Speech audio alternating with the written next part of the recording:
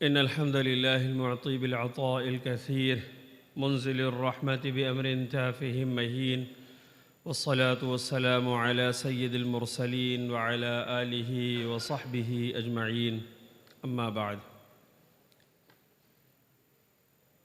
محترم صدر جلسہ حضرت مولانا عبد الرحمن صاحب دامت برکاتہم العالیہ، اسٹیج پر بیٹھے ہوئے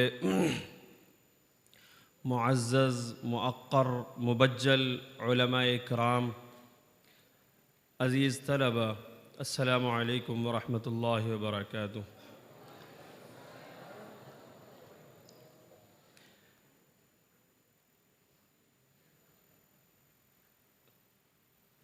اگر مجھے اس مسجد کی جھاڑو دینے کے لیے کہہ دیا جاتا تو وہ کام میرے لیے بہت آسان تھا۔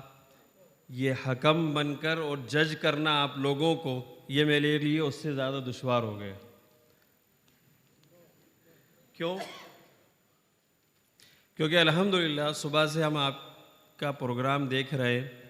آپ نے مجھے دیکھا ہوگا کہ میں بالکل نظریں گڑا کر مصاحب پر نظریں گڑایا ہوا ہوں اور اس کی ایک ایک حرکات و سکانات پر نظر رکھے ہوئے ہوں، کیونکہ نمبر کاٹنا اس کا مجھے کوئی موقع نہیں مل رہا، تو اس لیے میں ایک ایک چھوٹی چھوٹی غلطی اگر ہو رہی ہے تو اس پر نمبر کاٹ رہا ہوں۔ ماشاءاللہ آپ لوگوں نے، آپ کے اساتذہ اکرام نے اتنی زبردست تیاری آپ لوگوں کی کروائی ہے اور آپ لوگوں نے اتنی زبردست محنت کی ہے، تو مجھے تو، میرے لیے تو بہت زیادہ مشکل ہے۔ میں نے اس لیے کہا کہ اگر حضرت مولانا محتمم صاحب مجھے جھاڑو دینے کا کہتے تو میں جھاڑو دے لیتا، کہ مجھے بہت آسان تھا۔ ماشاءاللہ بہت اچھی آپ لوگوں نے تیاری کی ہے۔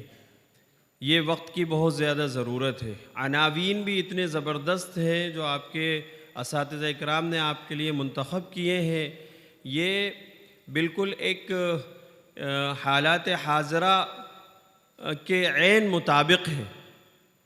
جو آپ لوگ عوام میں جائیں گے اور آپ لوگ اپنے علاقوں میں جائیں گے، ہر جگہ کا یہ حالات ہیں اور ہر جگہ کا ایک ہی رونا ہے، تو ان مضامین کو آپ کے اساتذہ اکرام نے چن کر اور چھانٹ کر وہ آپ لوگوں کو دیے ہیں۔ یہ آپ لوگوں کے لیے بڑی خوش قسمتی کی بات ہے کہ آپ کو ایسے اساتذہ اکرام ملے۔ دو چار باتیں میں نے نوٹ کی تھیں کہ آپ لوگوں کا ایک تو ڈائس پر کھڑے ہونے کا طریقہ، کہ آپ کو پریزنٹیشن کے لیے جب آنا ہے تو آپ کا باڈی لینگویج کیسا ہونا چاہیے، آپ کس طریقے سے آپ کھڑے ہوں۔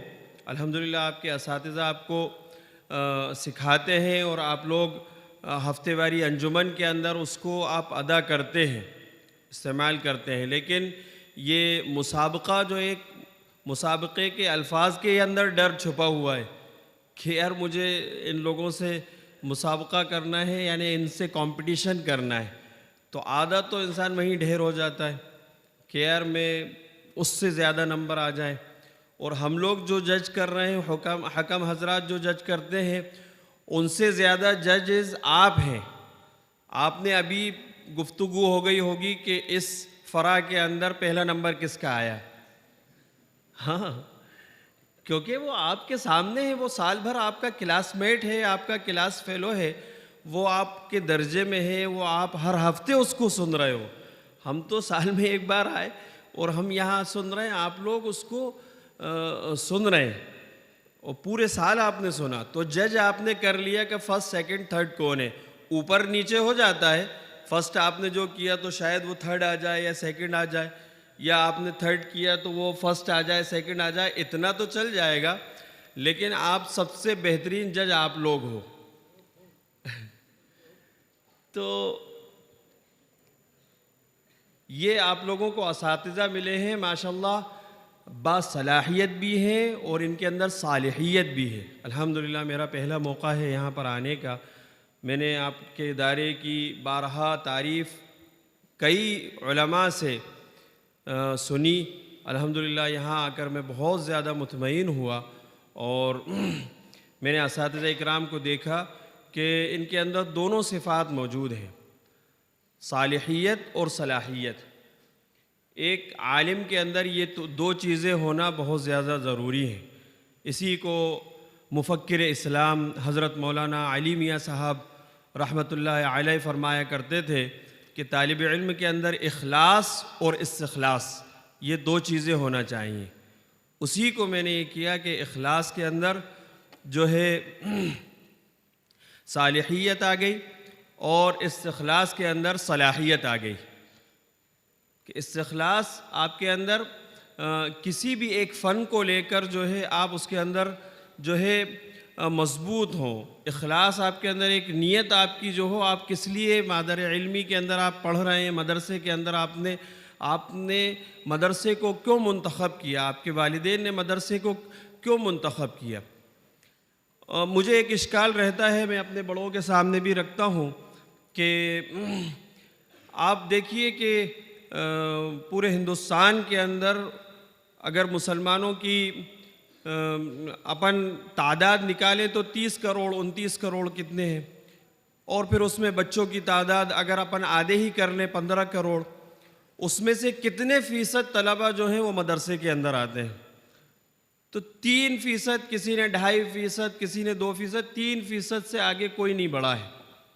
کسی نے کہا 3% طلبہ جو ہے وہ مدرسوں کے اندر آتے ہیں۔ 3% اگر آپ 15 کروڑ میں سے نکالیں گے تو کتنے ہوئے؟ 1% 45 لاکھ مدرسوں کے اندر تقریباً اتنے طلبہ پڑھ رہے ہیں۔ یہ دوسرے لوگوں کو کیا ہوتا ہے کہ مدرسے کے بچوں پر ان کا فوکس رہتا ہے، وہ آ کے ہمارے بچوں کو جو ہے ڈی موٹیویٹ کرتے ہیں، وہ احساس کمتری کے اندر ان کو جھونکنا چاہتے ہیں۔ وہ کہتے ہیں ہمیں حافظ دیجیے، ہم ان کو ڈاکٹر بنائیں گے، ہم ان کو انجینئر بنائیں گے۔ بھائی ہمارے پاس 3% طبقہ آ رہا ہے، آپ اس میں سے بھی ہمارے وہ طلبہ جو جید حافظ ہیں، ایک بیٹھک میں قرآن سنا رہے ہیں، بہترین قرآن پڑھ رہے ہیں، وہ نماز اگر پڑھا رہے ہیں تو ہمارا دل لگ رہا ہے، وہ اگر خطبہ دے رہے ہیں تو ہمیں سمجھ میں آ رہا ہے، ہماری آنکھیں نم ہو رہی ہیں، وہ ایسی تقریریں کر رہے ہیں، وہ آپ ہمارے اساتذہ نے مکتب سے نورانی قاعدے سے ان پر محنت کی، اور دل کھول کر محنت کی، جان توڑ کر محنت کی، اس کو اس قابل بنایا جس کو شین اور سین کے اندر فرق نہیں اس کو محسوس ہوتا تھا، جو فرق نہیں کر پاتا تھا قاف اور کاف کے اندر، جو شکر کو سکر کہتا تھا، وہ گاؤں کھیڑے سے اٹھ کر آیا تھا، ہمارے اساتذہ نے اس پر رات و دن محنت کر کر اس کو اس قابل بنایا کہ وہ آج عوام کے سامنے کھڑے ہو کر محراب کے اندر قرآن سنا سکے اور خطبہ دے سکے اور تقریر کر سکے۔ آپ ہمارے وہ نوجوانوں کو ڈی موٹیویٹ کر کے اور ان کو کہہ کے اور ہری بھری دنیا دکھا کر ان کو آپ کھینچ کر لے جاتے ہو۔ تو میرا سوال یہ ہے کہ یہ 3% طلبہ میں، اور ہمارے یہاں مثال ہم نے دیکھی ہے کہ بھوپال سے کئی حفاظ جو ہے ان کو ایسے ہی ہرے ہرے خواب دکھائے گئے کہ تمہارا بچہ ڈاکٹر بن جائے گا، انجینئر بن جائے گا۔ علماء اس کو منع نہیں کرتے۔ آپ جس طریقے سے مدرسوں کے اندر آتے ہو اور ان کو احساس کمتری کے اندر ملوث کر کے جاتے ہو، اسی طریقے سے آپ اسکول اور کالجوں کے اندر کیوں نہیں جاتے؟ ان ڈاکٹروں کے پاس کیوں نہیں جاتے؟ آپ ڈاکٹر بن گئے، چلیے اب حافظ بنیے، مدرسے میں داخلہ لیجئے۔ آپ انجینئرز کے پاس کیوں نہیں جاتے؟ ان سے کہیے آپ علم دین حاصل کیجئے۔ آپ ان اسکولوں میں پڑھنے والے طلبہ کے پاس کیوں نہیں جاتے جن کی تعداد مدرسے میں پڑھنے والے طلبہ سے زیادہ ہے؟ آپ ان کو موٹیویٹ کیجئے کہ آپ حافظ بنیں، آپ جو ہے دین کی خدمت کریں۔ آپ ڈاکٹر ہیں، آپ لوٹ رہے ہیں قوم کو، آپ نہ جانے کیسے کیسے ٹیسٹ کروا رہے ہیں جس کو اس کو قطعاً ضرورت نہیں، اس مریض کو آدھا تو ویسے ہی وہ اس کے علاج کے اندر مر جاتا ہے۔ آپ اس کو دین سکھائیے، آپ اس کو حافظ بنائیے، آپ اس کو عالم بنائیے، آپ اس کو علم دین سکھائیے اور اس کو شریعت اور قرآن اور حدیث سکھائیے۔ آپ ہمارے ان طلباء کے پیچھے کیوں پڑتے ہیں کہ چلیے ہم آپ کو ٹیلر بنا دیں گے؟ کیا یہ حدیث اور صحاح ستہ پڑھنے والا اور بخاری پڑھنے والا طالب علم کیا کپڑے سینے کے لیے پیدا کیا ہے؟ اس پر جو اساتذہ نے محنت کی ہے، کیا وہ کپڑے سلنے کے لیے محنت کی ہے ان کے اساتذہ نے؟ تو میں یہ کہنا چاہتا ہوں آپ طلباء سے، خاص طور سے، آپ کبھی ہمت مت ہاریے، آپ کبھی جو اپنے آپ کو کمتر مت سمجھیے۔ آپ اپنے اساتذہ اکرام کو نہیں دیکھ رہے، ماشاءاللہ کس نے اجلے اجلے کپڑے روزانہ پہن کر آتے ہیں اور الحمدللہ ایسا ایسا کھانا کھاتے ہیں علماء اکرام۔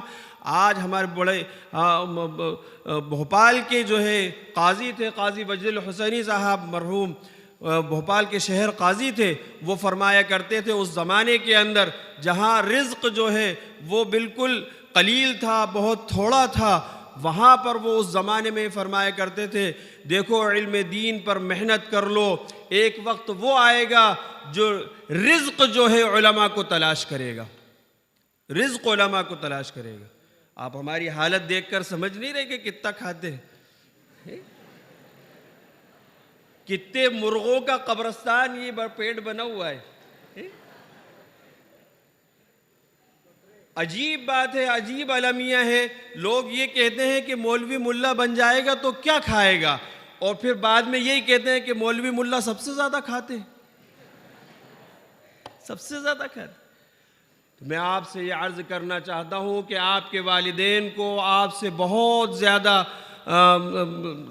زیادہ امیدیں آپ کے ساتھ وابستہ ہیں۔ آپ کو جو یہاں پر بھیجا ہے آپ کی والدہ نے، آپ کے والدین نے، کسی کا باپ جو ہے وہ وہاں محنت اور مزدوری کر رہا ہے، کسی کا باپ جو ہے وہ ٹھیلا دھکا رہا ہے، کسی کا باپ جو ہے نہیں ہے، کسی کے گھر میں کمانے والا نہیں ہے۔ والدہ نے اپنے جگر پر پتھر رکھ کر ہمیں بھیجا ہے، پتھر رکھ کر بھیجا ہے۔ آپ یہی سمجھتے ہیں اور یہاں مزے لیتے ہیں کہ ہماری والدہ نے ہمارے ساتھ دغا کیا، اچھے بچے کو، ہمارے بھائی کو تو وہاں اپنے ساتھ روک لیا، وہ مزے کر رہا ہوگا گھر پر، اور ہماری بہن کو وہاں روک لیا اور ہمیں یہاں مدرسوں کی زندگی کے اندر بھیج دیا پڑھنے کے لیے۔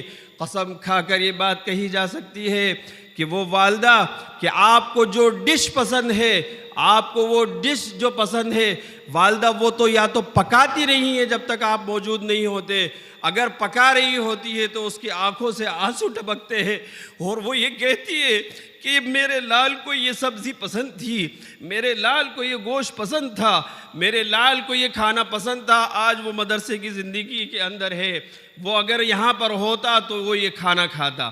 اس محبت سے وہ تو یا تو کھانا پکانا چھوڑ دیتی ہے وہ، یا وہ پکاتی ہوئی روتی ہے اور آنسو بہاتی ہے۔ کیا اس لیے بھیجا ہے آپ کو آپ کے والدین نے؟ اپنے وقت کو ضائع نہ کریں، وقت بہت قیمتی ہے، وقت بہت قیمتی ہے۔ آج امت جو ہے آپ کے انتظار میں ہے، منتظر ہے کہ کل کا آپ نے ڈیبیٹ نہیں دیکھا، کل کا آپ نے ڈیبیٹ نہیں دیکھا کہ جاوید اختر کو کیسا زیر کیا ہے، کس نے؟ ایک مدرسے میں پڑھنے والے ایک عالم دین نے، اس مدرسے کے پڑھنے والے نے، ایک فلم سٹار جو ہے اور بڑا ادیب ہے، بڑا شاعر ہے، اس کو زیر کر دیا پوری دنیا کے سامنے۔ کیا مدرسے کے طلبہ صرف کپڑے سلنے کے لیے رہ گئے ہیں؟ کیا مدرسے کے طلبہ کو صاحب لائٹ مین بنانا ہے، مدرسے کو جو پلمبر بنا دے؟ کیا تک ہے؟ جس کو دیکھو تو چلا آ رہا ہے مدرسے پہ کہ صاحب ہمیں بچے دیجیے، ہم ان کو یہ سکھائیں گے، ہم ان کو یہ سکھائیں گے۔ آپ دل لگا کر، جان توڑ کر محنت کیجئے علم دین حاصل کرنے کے لیے۔ عربی زبان پر آپ محنت کیجئے، انگلش زبان پر آپ محنت کیجئے۔ میری درخواست ہے، میرا مشورہ ہے اور میری یہ درخواست ہے کہ جس طریقے سے ہم عربی تقریر کے مسابقے جو ہے آرگنائز کرتے ہیں، اردو تقریروں کے مسابقے آرگنائز کرتے ہیں، اسی طریقے سے انگریزی زبان یقیناً آپ کو درس نظامی کے اندر پڑھائی جاتی ہوگی، یقیناً اس کے مسابقے بھی اور اس کی تیاریاں بھی آپ کے اساتذہ اکرام کرواتے ہوں گے۔ انگریزی زبان کا بھی مسابقہ جس طریقے سے عربی الناد العربی اور بزم خطابت کا ہوتا ہے، اسی طریقے سے انگریزی زبان کا بھی ہونا چاہیے۔ کیا ایک طالب علم جب 30 پارے کو یاد کر سکتا ہے تو وہ انگریزی کے گرامرز کو یاد نہیں کر سکتا؟ جو صرف اور نحو کو رٹ سکتا ہے کہ وہ انگریزی زبان کے گرامر کو نہیں رٹ سکتا؟ وہ نہیں یاد کر سکتا، اس کو محفوظ نہیں کر سکتا. جو عربی زبان کے اندر جملے بنا سکتا ہے کہ وہ انگریزی زبان کے جملے نہیں بنا سکتا، یقیناً بالکل بنا سکتا ہے. آپ لوگ ڈی موٹیویٹ نہیں ہوں، آپ لوگ اپنے اندر احساس کمتری کے اندر مبتلا نہ ہوں. ابھی عصر کے بعد ہم ڈاکٹر صاحب کے سامنے بیٹھے ہوئے تھے تو ان سے یہی گفتگو ہو رہی تھی. وہ فکر مند ہیں کہ مدرسے کے طلبہ یہ ایسے کیوں ہوتے ہیں، ان کے اندر کچھ نہ کرنے کا جذبہ پہلے سے ہی زمانہ طالب علم سے ہی. کیا کروں گا میں، حافظ ہو جاؤں گا، عالم ہو جاؤں گا، میں کسی مسجد میں امامت کروں گا یا کسی مدرسے کے اندر پڑھاؤں گا یا مؤذن بن جاؤں گا. کیوں بھائی، آپ دنیا کے قائد ہیں، آپ دنیا کی قیادت کر سکتے ہیں. آپ کی ضرورت امت محمدیہ کو اس وقت بہت زیادہ ضرورت ہے، اور امت محمدیہ آپ کے انتظار کے اندر بیٹھی ہے. وہ آپ کے منتظر ہے کہ آپ اچھے سے تیاری کر کیوں؟ کیونکہ اے آئی کا زمانہ ہے، اے آئی کا زمانہ ہو گیا. کتنی زیادہ ٹیکنالوجی جو ہے وہ عروج پر ہے. تو علماء جو دین جو ہے وہ قیامت تک باقی رہنے والا ہے، اور دین کی قیادت اور اسلام کی قیادت علماء کے ہی ذمے ہے. علماء ہی اس کو بخوبی انجام دے سکتے ہیں. پوری دنیا نے کل کی ڈیبیٹ کو دیکھ لیا. وہ اس کو ایک مدرسے میں پڑھنے والے کو وہ ہلکے میں لے رہا تھا، لیکن اس نے بھی دیکھا اور تمام ملحدوں نے دیکھا اور مشرکین نے دیکھا کہ کس طریقے سے ربوبیت کو اور الوہیت کو اور اللہ کے ایک ہونے کو کس طریقے سے انہوں نے انگریزی زبان کے اندر اور فلسفے کے اندر اور پوری طریقے سے پورے اثبات کے ساتھ اور پورے وثوق کے ساتھ، پورے جذبے کے ساتھ انہوں نے ثابت کر کے بتایا. یہ آپ کو کرنا ہے، یہ آپ کو کرنا ہے. یقین جانیے اگر آپ کریں گے انشاءاللہ تو آپ کی مسند یہ ہے. یہ آگے کی آپ کی ہم لوگ نہیں رہیں گے آگے، ہم لوگ نہیں. اس مسند کو آپ ہی کو سنبھالنا ہے، اس منبر و محراب کو آپ ہی کو سنبھالنا ہے. اور اس امت کو جو فکری ارتداد کے اندر مبتلا ہو گئی ہے، جو وندے ماترم اور نہ جانے کس کس چیزوں کے اندر ملوث ہو چکی ہے، کیونکہ نیو ایجوکیشن پالیسی جو آئی ہے وہ آپ کے اساتذہ آپ کو بتاتے ہوں گے دوران درس کہ کس طریقے سے غیروں کے کس طریقے سے حربے ہیں اور ان کی چالیں ہیں کہ نوجوان نسل کو ارتداد کی راہ پر ڈال دیں، اور انہوں نے ڈال دیا ہے.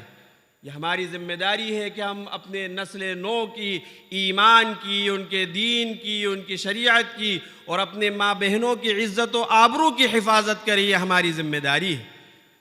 جس طریقے سے ہم اپنے دین کو بچانے کے کلکم راعن وکلکم مسئول عن رعیتہ، حضور اکرم صلی اللہ علیہ وسلم نے یوں ہی نہیں فرمایا، بلکہ ہر ایک کو اس کی ذمہ داری کا احساس دلایا کہ آپ سب کے سب ذمہ دار ہو. آپ کو اپنی بھی فکر کرنا ہے، اپنے آل و اولاد کی بھی فکر کرنا ہے، اپنے آنے والی نسلوں کی بھی فکر کرنا ہے، اپنے علاقے کی بھی فکر کرنا ہے کہ ہمارے علاقے کے لوگ کس طریقے سے دین پر قائم رہیں اور کس طریقے سے دین پر ثابت قدم رہتے ہوئے اور اس دنیا سے کلمہ پڑھتے ہوئے جائیں. نیت کرے کہ انشاءاللہ ہم پوری ہمت و طاقت کے ساتھ، پوری جد و جہد کے ساتھ، پوری محنت اور کوشش کریں گے انشاءاللہ، اور آگے انشاءاللہ ہم جا کر امت کے سامنے پیش ہوں گے. یہ تو جھوٹے لوگ ہیں جو کہتے ہیں کہ ہمارا سینہ جو 56 انچ کا ہو جاتا ہے. ان کا سینہ 56 انچ کا نہیں ہے، کیسے چھپے پھر رہے ہیں. آج سمجھ رہے ہوں گے کچھ. 56 انچ کا سینہ اس باپ کا ہوتا ہے جب بیٹا مصلی پہ کھڑے ہو کر نماز پڑھاتا ہے. اس باپ کا 56 انچ کا سینہ ہوتا ہے جب وہ جمعے کے لیے خطبے کے اوپر ممبر پر چڑھتا ہے تو وہ گاؤں کی مسجد میں چھپے ہوئے بیٹھے ہوئے آنسو بہا رہا ہوتا ہے اور وہ کہتا ہے کہ ہاں میرا سینہ 56 انچ کا ہے کہ میرا بیٹے نے اس سال تراویح کے اندر قرآن پاک سنایا. آج امت کا حال یہ ہے کہ باپ کا جنازہ سامنے رکھا ہوا ہے، اولاد وہاں پیچھے ہاتھ باندھ کے کھڑی ہے. ان مدارس نے ہمیں اس قابل تو کر دیا کہ ہم اپنے ابا اماں کے جنازے کی نماز تو کم سے کم پڑھا سکیں. ورنہ امت کے حال آپ لوگ جا کر دیکھیں، یہ علماء اکرام اور اپنے اساتذہ اکرام سے پوچھئے کہ امت کس قدر دین سے دور ہے، کس قدر دین سے دور ہے، کہ اپنے باپ کا جنازہ نہیں پڑھ سکتی. کیوں؟ آتا ہی نہیں، سیکھا ہی نہیں ہے، مدرسے ہی نہیں گئے.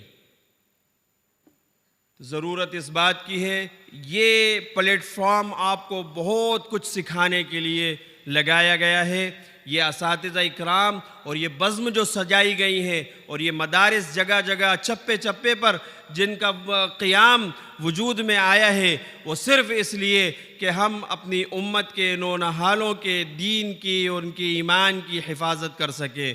یہ قلعے اسی معنی میں ثابت ہوں گے کہ جب ہمارا دین یہاں پر محفوظ ہوگا اور ہم محنت کر کے اپنے اساتذہ کی پوری توجہات حاصل کر کے اور پھر ہم جا کر امت میں کام کریں گے تو تب یہ دین کے قلعے ثابت ہوں گے. ورنہ اگر ہم یہی وقت گزار دیا اور کچھ بھی حاصل نہیں کیا اور تقریریں وہی رٹی رٹاتے، حالات حاضرہ پر تقریریں کرنا بہت زبردست موضوع تھے آپ لوگوں کے.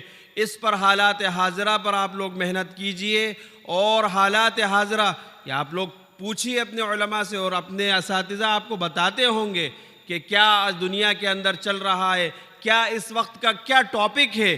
وہ ٹاپک آپ کو جو دیے ہیں وہ یقیناً حالات حاضرہ کی غمازی کر رہے ہیں. اللہ عز و جل بہت سی باتیں میں نے سوچی تھیں، وہاں پر تو یہ تھا کہ میری جو تقریر ہوگی حضرت مولانا یوسف صاحب دامت برکاتہم العالیہ کے بعد ہوگی اور وہ کل ہوگی. مولانا نے ابھی کان میں آ کر کہا تو میں نے سوچا کہ جلدی چھوٹ جاؤں گا، چلو اچھا ہے. دیکھیے میں بس یہ عرض کروں گا ایک بات، آخر بات، کہ آپ لوگ اگر محنت کریں گے تو ان اساتذہ کے ساتھ آپ لوگوں کو بیٹھنا نصیب ہوگا. یہ حضرت مولانا ڈاکٹر شمس الدین صاحب، حضرت مولانا یوسف صاحب، ان سے میں نے پڑھا ہے، میں ان کا شاگرد ہوں. لیکن آج انہی اساتذہ اکرام کی جوتیوں میں بیٹھنے پر اور انہی اساتذہ کی جوتیاں سیدھی کرنے پر اللہ نے مجھے وہ مقام دیا کہ مدرسے کا ناظم میں ہوں اور یہ ناظم تعلیم اور یہ ناظر عام ہے.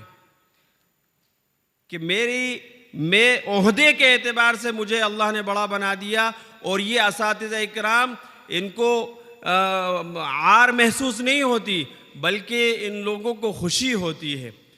دو ہی انسان جو ہیں وہ انسان سے خوش ہوتے ہیں، ورنہ آج تو دنیا بھائی بھائی کا نہیں ہے. ابھی آپ کی تقریروں میں بہن بہن کی نہیں ہے اور اولاد اپنے والدین کی نہیں ہے. صرف دو ہی لوگ خوش ہوتے ہیں کسی کی ترقی دیکھ کر، صرف دو ہی لوگ خوش ہوتے ہیں.